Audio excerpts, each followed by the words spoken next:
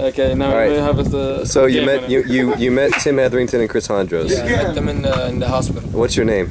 Marwan. Marwan what? Marwan Libya. Awesome. Okay, so you met them in the hospital. Were they wounded, or how did you meet? No, I met them from two other journalists. And they were in the hospital, and that day they were leaving in an ambulance.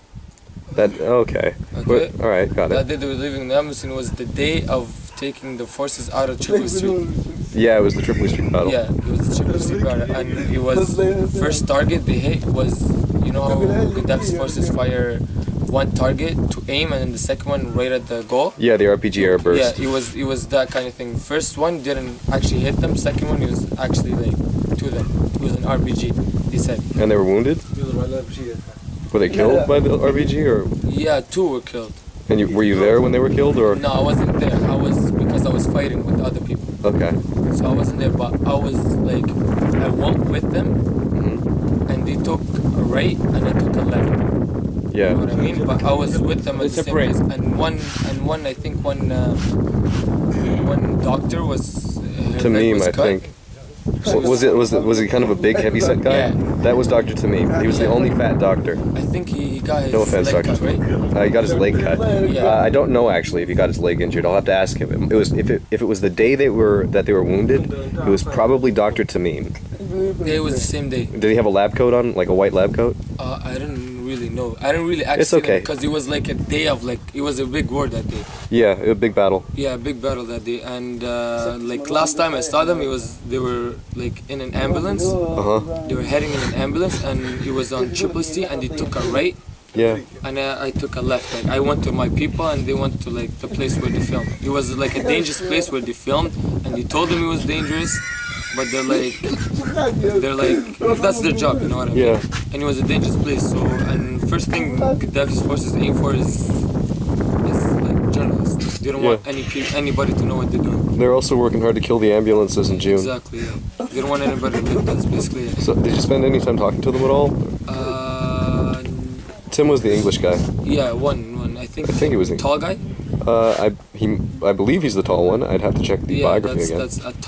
One guy was tall. So you're talking to the tall guy. We'll stay with that. But I don't know what his name is. That's okay. We can figure out who that was. One guy had a couple of bruises on his shoulder. He had a couple of like broken pieces of the RPG in his shoulder, but he wasn't killed. He was okay. Okay, so. And I talked to him. So there was a survivor as well. There was a survivor. Yeah, I think there was two survivors. Two survivors. One got his leg cut and one was okay. And two people I think passed away.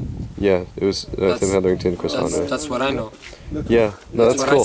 That's cool. I met Dr. Tamim and he told me about it. Actually, this is the very first thing he told me because he was worried about my safety. He said, "Now listen, the last journalists I was with, they were killed.